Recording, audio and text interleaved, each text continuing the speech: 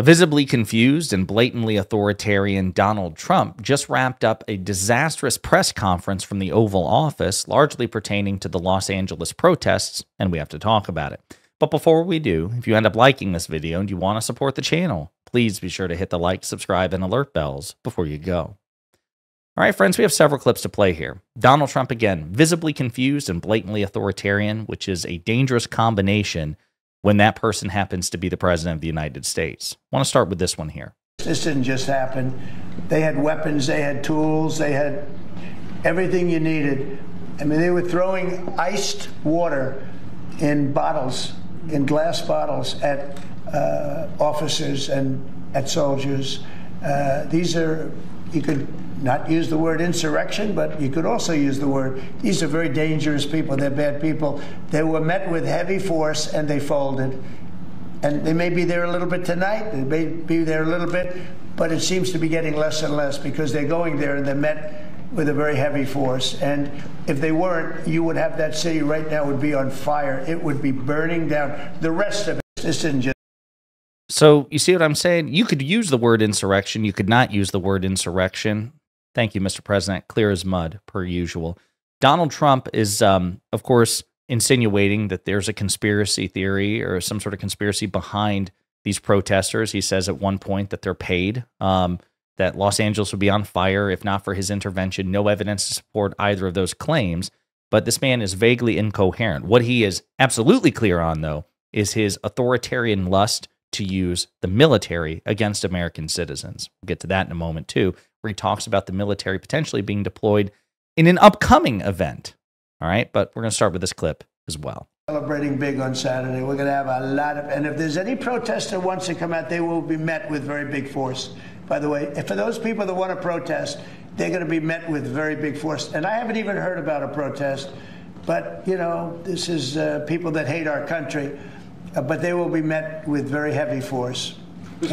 Again, visibly confused. He's referring to this weekend's upcoming birthday military parade. Donald Trump is having a military parade for his birthday, something that he's wanted for years. He wanted it in his first term when he was president, a domestic military parade. His military advisors at the time begged him not to do this because they said it not only was unpatriotic and anti-American, which it is, it reeks of tin pot dictatorships and the likes of, you know, Putin's Russia and, you know, Kim Jong-un in North Korea or Xi's China.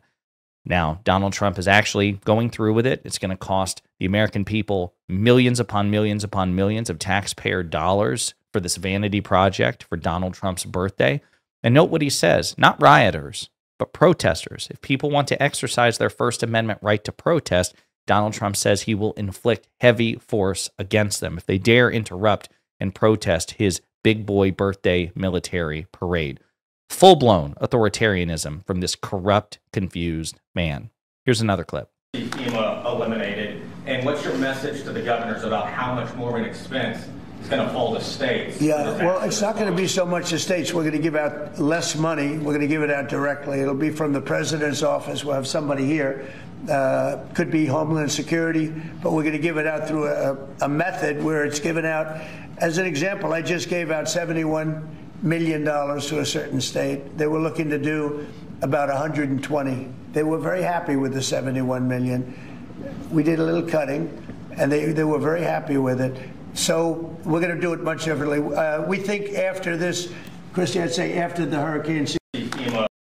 So Donald Trump is looking to effectively destroy FEMA, the Federal Emergency Management Administration, you know, responsible for presiding over, you know, hurricane recovery and things of that nature. We've already heard horror stories of FEMA under Trump, disastrously mismanaged. We've been hearing North Carolina, for example, which Republicans said was mismanaged under President Biden after Hurricane Helene. Now, even Republican leaders there denied that and said, no, Biden's FEMA was working really well to try to manage the recovery efforts well for North Carolina. Now we're hearing horror stories that FEMA is not doing well under Trump for North Carolinians, and I live in North Carolina. They've also denied, millions of dollars in recovery assistance to North Carolina, whereas President Biden did not. President Biden approved that sort of thing. So Donald Trump is being very stingy with helping states recover. And He also seems to indicate that there will be a partisan bent to his dispensation of federal funds.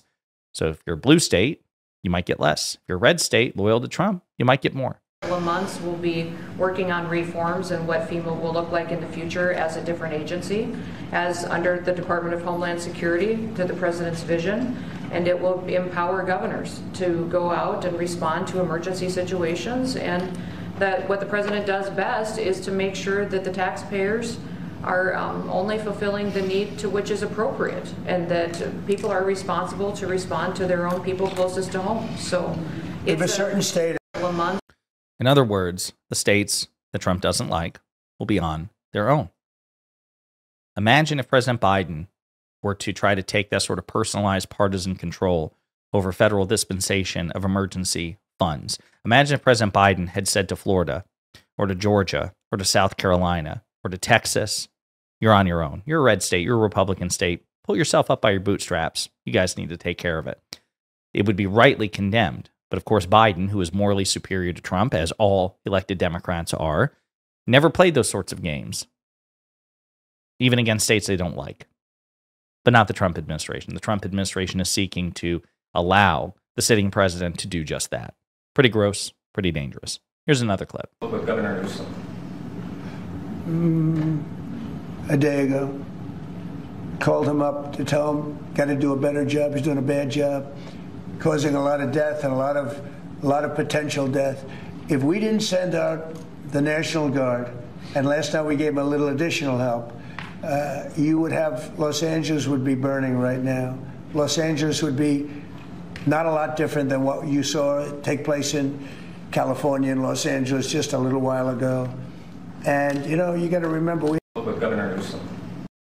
So I want to stop right there for just a second, okay? And this again goes to Donald Trump being confused. So they asked, when was the last time you spoke to Governor Newsom? So he says a day ago. So today is Tuesday? Tuesday. So a day ago would have been Monday. Governor Newsom says there was no call, not even a voicemail. Americans should be alarmed that a president deploying Marines onto our streets doesn't even know who he's talking to.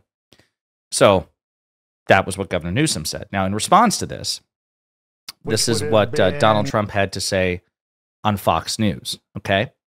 Let's take a look, and you tell me if you catch the problem. On his way to Fort Bragg, North Carolina, where he'll be in just a little while. He said the first call to Gavin Newsom was not picked up. The second call Gavin picked up. We spoke for 16 minutes. I told him to essentially, quote, and this is quoting the president, get his ass in gear and stop the riots, which were out of control more than anything else. This shows what a liar he is. Said I never called. So here is the evidence.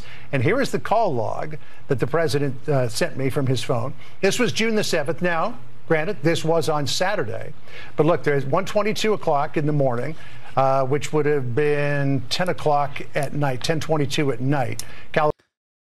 So you see, Fox is desperately trying to spin for Trump. So Trump says, I talked to him a day ago, June 9th.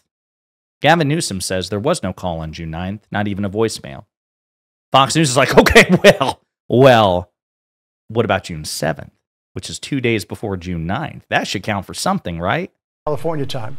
There was an outgoing call for 4 seconds, and then there was an outgoing call for 16 minutes. So that from the president, which says is proof that he spoke to Gavin Newsom early in the morning, our time, late at night, Friday night, would have been June 6th, I guess, in Los Angeles. So, Governor, over to you for the response. I was going to say that's next, right? We're waiting to see what if Governor Newsom has. Governor Newsom's response should be, you fucking morons need to learn how to tell time. Trump said he called me on June 9th. I said he didn't. Trump says I called him on June 7th, which means Newsom is right, Trump is wrong. Once again, the moral and intellectual superiority of elected Democrats over elected Republicans is on full display, you idiots. I hope Governor Newsom does respond to Fox because they deserve that humiliation. You all concede to it. Trump was wrong, Newsom was right, which is always the case because Trump is a moron. I love it. I love the depths to which these losers will sink to try to save their cult leader. So, there are more clips, however, of this disastrous and authoritarian press conference from Donald Trump.